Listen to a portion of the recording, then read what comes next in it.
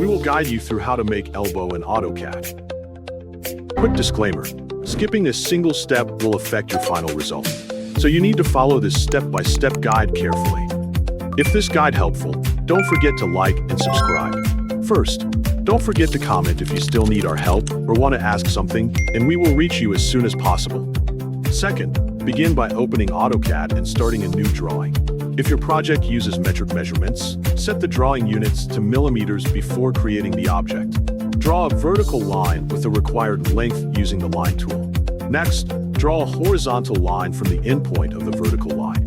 Make sure both lines connect correctly to form the corner of the elbow. Once the basic shape is complete, click inside the command line, type fillet, and press enter. Type R to select the radius option, press enter, and enter the required elbow radius. After setting the radius, select the first line, then select the second line. AutoCAD will automatically replace the sharp corner with a smooth, curved elbow. If the lines are not connected as a single object, type join in the command line, press enter, and select the elbow outline to join the connected segments if necessary. Next, type offset, press enter, and enter the required wall thickness or edge distance. Select the elbow outline and click on the appropriate side to create the inner or outer line, depending on your drawing requirements. Use the trim command to remove any unnecessary line segments and clean up the drawing.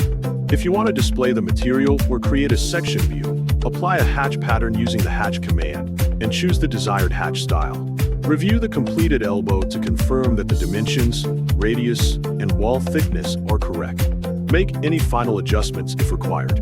Finally, save the drawing by clicking Save or pressing Ctrl+S on your keyboard.